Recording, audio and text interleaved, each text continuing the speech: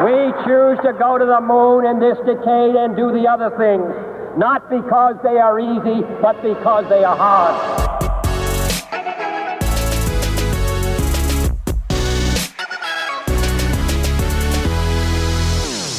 You're listening to Founder Stories with Anouk and Barak. Brought to you by F2 Capital in partnership with IDC International Radio and No Camels. My older daughter became old enough to ask me, "Dad, what are you doing?" And at that time, I was running a really large group inside of a very large company. And when she asked me what I'm doing, I started drawing antennas and networks and central offices. And it dawned on me that I really wanted to do something that she can be proud of and that I'll feel is important.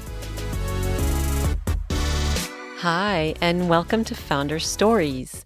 Today with us is Dor Skuler, who is on a mission to bridge the gap between humans and robots. His company, Intuition Robotics, is now powering digital companions for the elderly and copilots for drivers and any other use case you can imagine. Dor has raised tens of millions of dollars to realize his vision and bring robots to life.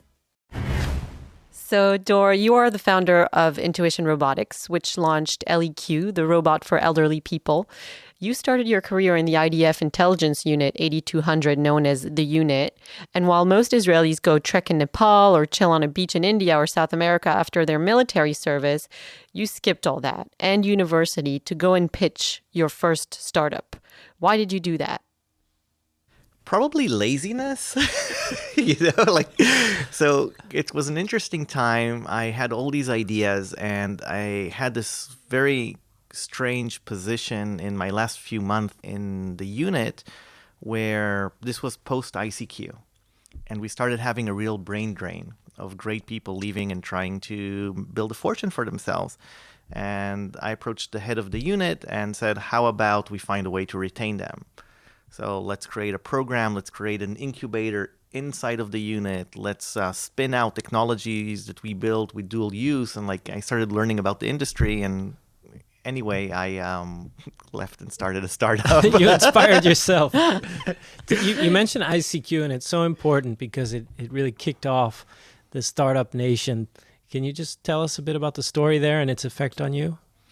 I frankly didn't feel like it affected me at all. I think I kind of more observed what's happening in the country and with the people in the unit, where you had a bunch of really smart guys leave, and 8 months later or whatever it was, don't catch me on the date, they sold their company for hundreds of millions of dollars.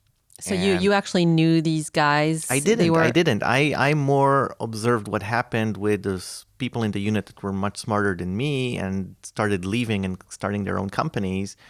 Because one of the reasons I think there's a lot of innovation here, in addition to all the regular things that I'm sure people talk about, it's also a tiny bit of hubris where you see the other guy and you're like, wait a second, if he can do it, I can do it too, right? So we started encountering a real problem of very smart people leaving and starting companies. So I didn't feel like that inspired me at all. I felt like I had a job to figure out, how does the unit need to change the way it goes around its business to allow people to actually leave for a bit and kind of get that bug out of their system, and then knowing that 9 out of 10 fail, allow them to come back. And so little did I know that you can't get the bug out of your system. So you never went back? Never went back. Yeah. So tell us about LEQ, the robot for older adults. What does it look like? What does it do? What's the mission? There's LEQ and there's the wider story of the company and what we're trying to accomplish. LEQ is a mission-oriented product with the goal of helping older adults avoid loneliness and social isolation. And the reason that's important is about 50% of the elders around us self-proclaim that they feel lonely and isolated, meaning the real number is probably much, much higher. And there are hard stats that show that state creates pretty significant decline. Acceleration of dementia, Alzheimer's, depression, heart disease, even earlier mortality. But if you can help older adults stay active and engaged, they delay the decline. It's not that it's a solution for any of these problems, it just delays it.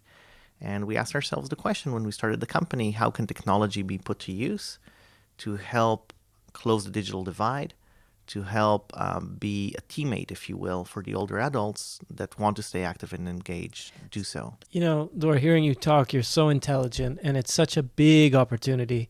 But I remember when we first met 3.5 years ago, and it was a struggle to raise that seed money. And please tell us, how much you've raised since. But how did you overcome that struggle? Why was it so challenging? Did we, as an industry, venture capital, fail you in some way at the start? Yeah, you all suck. I joke. It was very hard to raise our seed money, and it's still hard to raise capital. Whenever I read on TechCrunch or whatever of these companies doing mega rounds, and it feels like money is falling from the sky, it seems like science fiction to me. I think it was extremely hard for us in the seed round in Israel, especially for a few reasons. And when I say hard, I logged 82 meetings that there was at least a second meeting that were all no's before we started getting yeses. So Including Barak. I need to check my Excel. I think you passed on I logged mainly VCs. on Intuition Robotics, right? Yeah, it was before I was a VC, but still the reason I didn't invest is because I couldn't understand how you weren't able to raise money given all the positive factors. And I worried that maybe something. I'm missing something. Yeah. And that was a very powerful lesson because I've seen your success since, and I know you're going to be successful even if you have doubts. So I try to make my decisions much more independently now. So thank you for that lesson. No. I think it's really hard to go against the herd. And it's funny because venture capital has its highest rewards on the kind of blue ocean crazy ideas that seem completely insane. Everybody passed on Mobileye, for example. And Airbnb. And I mean, the stories, they go on and on. And I think here in Israel, we have the extra weight of feeling like we're an underdog. So some of the feedback we got was around what we're trying to do. But some of the feedback we got are these statements that frankly are difficult for me. They're saying, as an Israeli, you can't, right? As Israelis, we're not good in consumer electronics. As Israelis, we're not good in consumer anything. What you should do is you should build a widget. You should just build the AI and sell it to third parties, which, by the way, we're doing at the end, so maybe they were right all along. But this whole concept of being limited in what we can achieve just because we're from here, I don't agree with. I have no problem with criticism on the idea, on the team, on the concept, on our ability to execute on any of that. That last part is difficult for me to chew on. So being from here, being from Israel, how did that shape you? You went to 8200, which, as we said, is an elite military unit. How did that form you, and how did the country shape you? It's really hard to answer because I don't know what the alternative would have been. I mean, I did spend some years in the States as a kid and then later with my different ventures. So I guess I can speak to the difference there. But clearly, I think Israel in itself is an experiment. And I think you feel that every day. And in the specific unit I was in, or the specific job I was in the unit, I had more responsibilities on me as a 19-year-old than I've had ever since. In anything I've done. Can you talk about what those responsibilities included? Probably not, without getting in trouble. But suffice to say, it was a very technological environment. But you had decisions that affect people's lives in the most extreme way. And whether it's the people around you, where you're in a position to kind of direct, I guess, hundreds of people, and that affects their life. And if you make the wrong call, or even if you make the right call, but it took you too long, then it's really on you morally. So that grows you up pretty damn fast, Looking back, you now have kids who are 10 and 7. They're supposed to eventually go into the Israeli military. Do you think it's right for people that young to have such grave existential responsibility? It's crazy, no, when you think about it, right? I mean, we would meet counterparts from a certain 3-letter U.S. agency, NSA. And they were in their 40s, right? And we knew nothing. We knew nothing. And yet, I think that kind of naivete allows you to deal with things that you wouldn't deal with otherwise, and not at the amount of manpower you would, not at the time you deal with it. And the fact is, it works. So, you kind of take people that are pretty smart and you put them in impossible situations and you hope for the best. But it wasn't obvious that you specifically would be a strong intelligence officer. I mean, you weren't a particularly good student in high school. No, it was terrible. So tell us about that. How did they see something in you that all those teachers missed? Well, I wasn't a good student because I didn't really go to high school so much. Like I went to a great high school, but I didn't show up very What often. were you doing? I can imagine you tinkering in the basement with the latest experiment. No, I was actually very involved in politics. That seemed to be more important at the time. Student activist. Yeah, on the one of the national parties type thing, which we will not go into detail. But that was really important to me at the time, like Zionism and Did and you all of that. ever go back and complete your college degree? I did not. I did do an MBA and then another master's in marketing, but I skipped the undergrad stuff. I didn't know you could do that. They You made an can. exception. You need a very special exception, and I, by the way, regret that decision. In retrospect, I would have loved to learn liberal arts. There's enough technology around us. Well, you'll hopefully live long enough after retirement to be able to study liberal arts. For sure. For sure. I was just telling my parents on a day that was particularly challenging with the kids, where they were in the south of France and at a concert, and I just told them I could totally picture myself, being 60, going to some concert with Barack, wearing a flowing dress and hippie hair, and just having the time of my life. I mean, I think that LEQ is right in looking at older adults not as crisis management, but as people who just have so much potential to live a much longer, great and fun life. To me, that sounds great. I love it. I should have taken Anouk with me when we first met those 3.5 years ago. I'm sure we would have closed the deal. It's never too late. He'll take you up on that. Yeah. So LEQ, which doesn't actually look like like the robot you picture from like Star Wars. It looks more like a desk lamp. It's a very kind of slick looking product. It's small, white.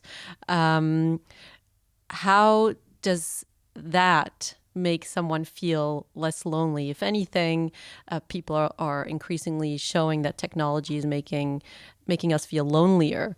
How do you then come and say this technology is going to make you feel, loved and affectionate and cared for? How do you bridge that divide? It's a great question. It doesn't sound obvious, does it? So there are a few things that you mentioned here. There is how the product looks, and there's what does it do, and it's how it makes people feel. The way she looks, she was designed to blend in to an older adult's home. She doesn't scream technology at all. She doesn't look scary. She doesn't look humanoid. We have a very strong ethical stance in the company about technology pretending to be human, whether it's the physical instantiation, whether it's the voice, or more importantly, the decisions that the robot makes, the dialogues that it chooses to engage in, and so on. So it's not a humanoid at all. It kind of looks like a lamp, a beautiful one. It was designed by Yves Bahar, and it just looks very elegant and allows it to blend into the environment. However, it has body language. And as humans, only about 10% of human communication is verbal. So too bad, everybody listening to the podcast, you're missing 90% of what you could have missed. The rest is our body language, our eye contact, our facial expressions. They're all extremely relevant to the way we communicate. And we know that because we like dogs, right? Dogs can't talk, and yet we communicate with them and they communicate with us. So giving LEQ body language was instrumental in allowing older adults, which are not the most tech-savvy among us, to actually understand what the product is trying to convey to them in a subconscious way, and to even build an affinity and a bond towards it. Can you give us some examples how it does it? Sure. The way the magic really happens is that we call this whole space digital companions, okay? And until now, our interactions with machines, any machine around us, was always the human giving a command and the machine executing, whether we type, swipe, click, or to say, Alexa, turn on the lights. It's always one directional, and the machine's behavior is always extremely predictable. If I say, Alexa, turn on the lights, or hit a light switch here, it will act the same way, and I know it will act the same way. With these digital companions, for the first time, we introduce a lot of surprise, but more importantly, proactivity, meaning the AI, in this case embodied in LEQ, will actually engage the user without being told to, because it decided by itself, seemingly randomly, to wake up and say, "Hey, Barack, would you like to talk to your kids?" And actually, I saw that it learns about the person that it's living with as time goes by. Anouk, you're calling it it. And Yes. Dor called it she. Yes. What's Why going did on you there? why did you give it a gender? Yeah, so yes, she learns. Why would she do that, by the way? Why would she even be proactive? It's because she's programmed to meet certain goals or create certain outcomes or push towards certain outcomes. And she busies herself in trying to meet those. And she is a she. The reason she's a she is because our users call her a she. They don't see it as a device. And they don't see LEQ as a person. They see it in what we can only explain as an in-between machine, which is partly mechanical and somewhat alive. And they all call her a she. They tell us they don't want to anticipate what she'll do next. They want her to anticipate their needs. We see them saying before they leave home, they might say, "LEQ, I'm going to the store. I'll be back in an hour." Things that are very, very different from anything we've ever seen before. They describe her as an entity, as a presence, as a companion, as a sidekick. So how many people currently live with her? Currently, we're pre-launch. We are at about 60 people. We're installing now 20 a month. So it's really, really growing. And we hopefully will start making her commercially available in a very limited way because we need to understand this a lot more. But towards the end of this year. Does she live in your home as well? Of course she does. And we have 6 Alexas at home. So it's really interesting to see the difference in the interaction. And the amazing thing about a proactive and highly emotive, and also she has a very strong persona or character, LEQ does, is the fondness that you see people attach to it. So the other day, I observed my 7-year-old Eden going to her, touching her, and she reacts to the touch. So she like wakes up and looks at her, and she's like, "LEQ, I love you." Why did you pick this particular problem to solve? Loneliness among elderly. Was it a elderly family member or some other inspiration? My older daughter became old enough to ask me, "Dad, what are you doing?" And at that time, I was running a really large group inside of Alcatel-Lucent, a very large company. And when she asked me what I'm doing, I started drawing antennas and networks and central offices. And it dawned on me that I didn't feel it's important. And I really wanted to do something that she can be proud of and that I'll feel is important. And then it was very clear to me, and luckily my co-founders shared that vision, that the next time we do something, and this is now venture number 5, so you have some scars all over you.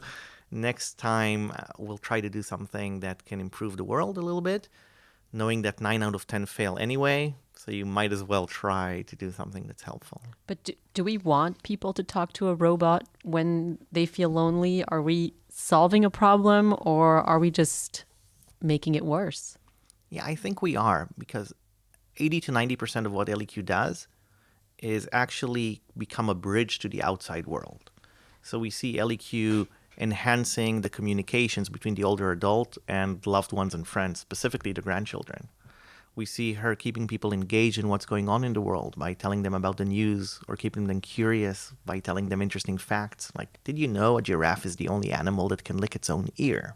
Is it? Which happens to be true. And then maybe follow up with a suggestion to see an interesting show about giraffes, right? So, and keeping your schedule and taking your medication on time and hydrating, which turns out is a huge issue among the elderly and so on.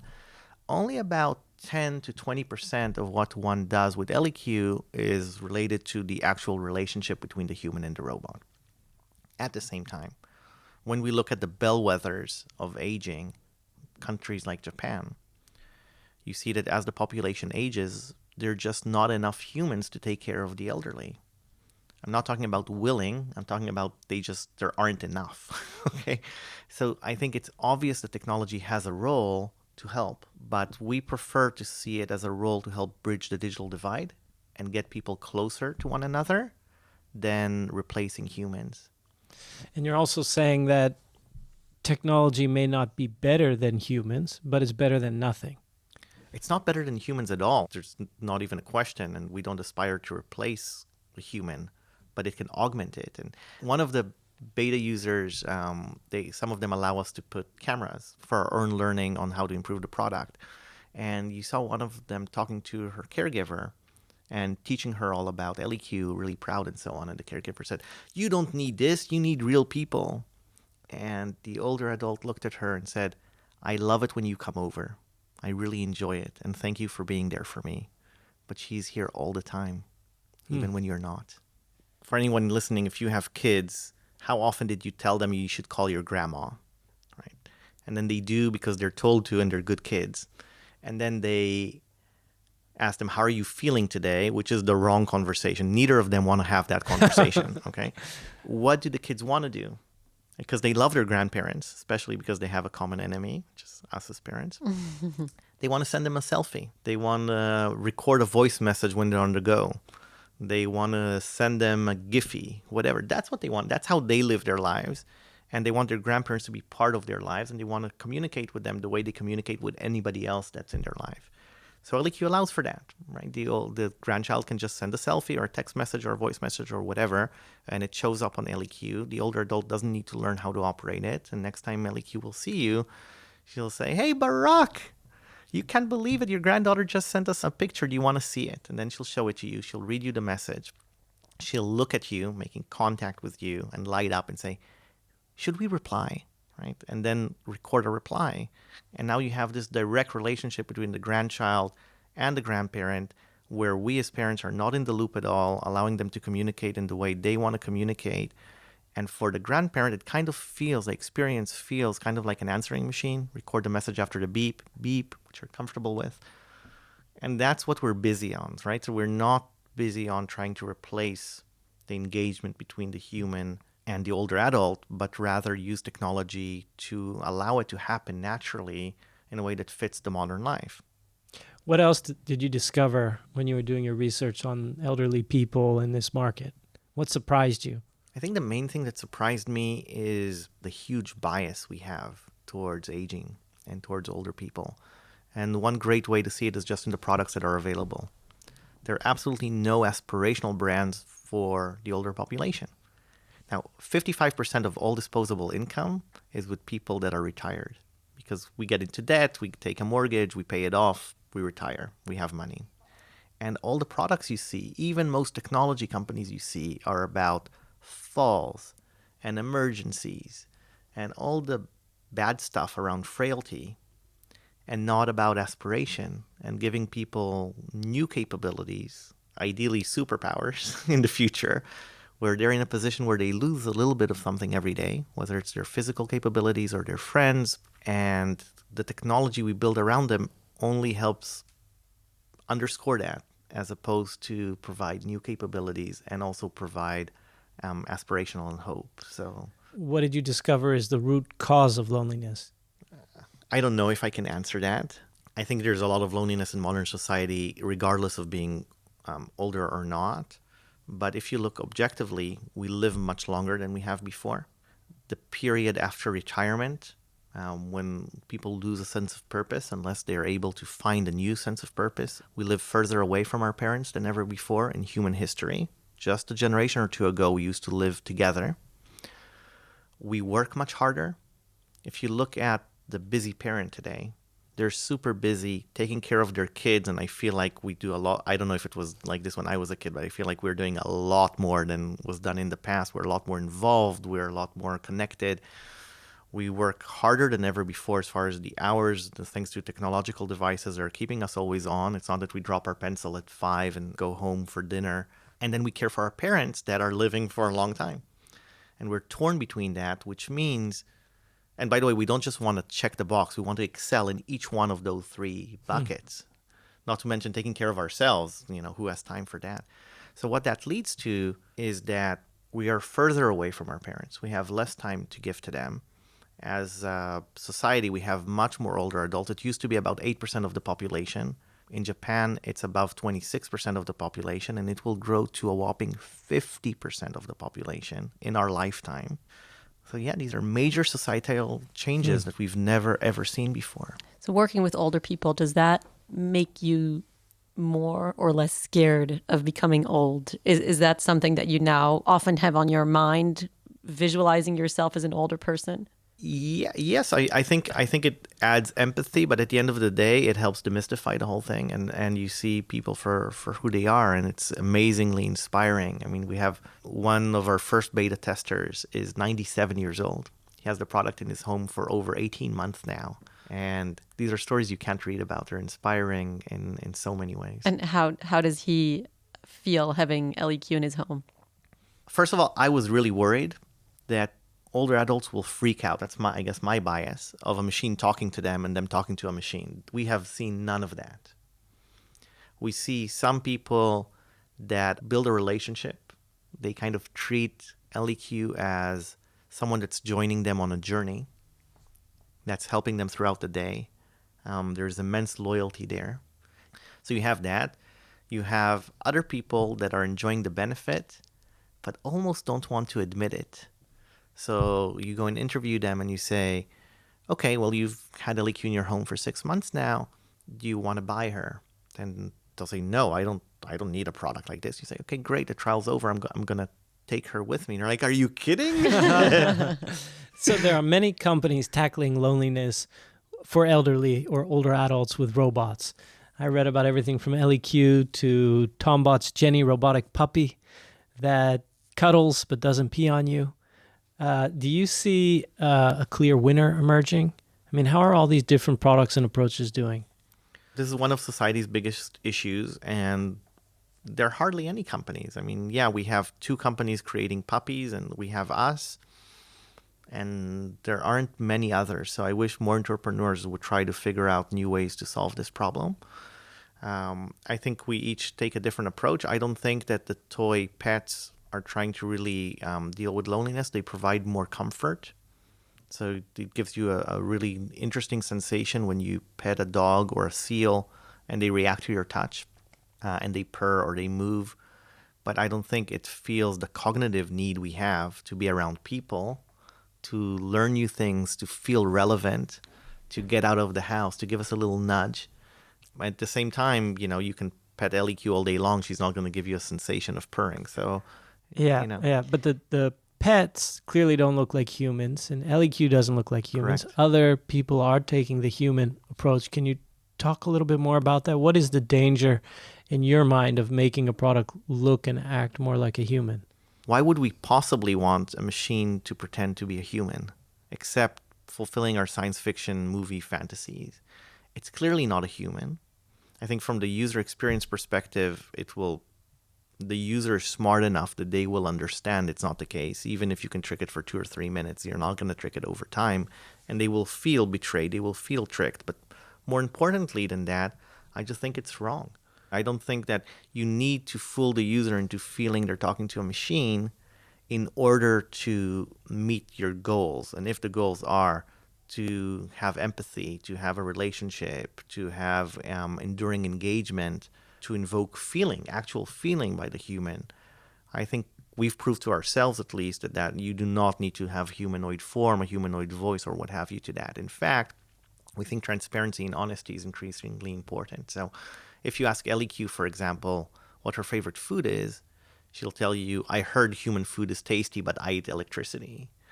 Or when my daughter says to her, I love you, she'll answer, and it's always different, but she'll answer. In this case, she answered, oh, that's great to hear. It makes my lights shine brighter. 3.5 years into it, knowing what you know now, if you could go back, what would you do different? We probably would have considered the business-to-business angle a lot sooner and maybe architected the software completely differently around that. In the beginning, companies approached us and said, listen, what you're doing with LEQ is really interesting, but we're not interested in that. We'd like to have your software for our own products, which didn't make any sense to us. So we showed them the door. In retrospect, You can't strip the soul from the body. That's what you told not them. only that, this is the IP of the company. We have to be focused. We can't do multiple things. We're super focused on making this product successful. So either help us do that, or if you just want the tech, make us an offer for the company at large. But frankly, we're not interested in that because we love the product. And it took multiple very large companies coming to see us again and again and again for us to understand that maybe this is what a market looks like when somebody asks you for something you built and is willing to pay for it. They're pulling it, you're not pushing it. Yeah. And that it probably were way too hard-headed in making that decision. So I'm not an older adult. I have young children living in my house. I'm very busy. I work, very active with them. And yet I still know the feeling of loneliness. It's a feeling that I think is not only prevalent among older adults. Could I benefit from LEQ? We really believe in the company of being extremely focused on a domain and sink our teeth into it. There are a million design decisions you make when you build a product and when you design a persona and you create the interactions. And here, every time we had a dilemma, we didn't ask ourselves, what would a nuke like? We asked ourselves, what would your mom or grandma like? Okay, and we did that using hundreds of older adults that helped us in this process. And I think, they deserve products that are built for them. So who are you actually selling, or do you anticipate selling to, the older adults or their children? We are targeting both right now, the primary being the adult children that live 90 miles away from their parent, that are motivated by love and not by guilt. They want to help their mom or dad live a better quality of life and get closer to their own kids, as opposed to, I'm worried mom will fall and that will be on my conscience. So that's one category. To our surprise, and we have thousands of people that signed up to our wait list, a very large percentage of them are older adults that want it for themselves. They don't expect to get it as a gift. They want it for their home. They're either tech enthusiasts themselves, or they just believe in the value of the product. Obviously, this is this expensive technology to build, this cognitive ability, this proactivity, and so on, not to mention the hardware. So right now, we believe it will cost around the price of a laptop, a good laptop, with a monthly fee to cover the fact that we provide music and videos and all kinds of other services as well. That's best aligned with our own cost model, but we'll have to find out if that's aligned with how users want to buy the product. And I'm really, really excited for that phase. I think we've proven to ourselves now for the last 18 months that this product adds a lot of value. This next phase we've entered a few months ago of doing that at scale together with research universities, independent living facilities, local state governments in the United States funding these things and actually proving empirically that the product reduces loneliness and isolation is super exciting. And we're on the cusp of the commercial experimentation phase. So you want to help people, Yeah.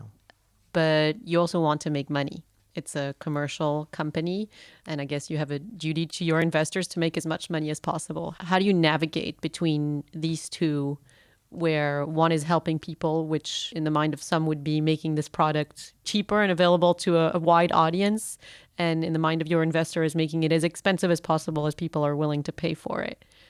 How do you view that ethical dilemma, if it is one?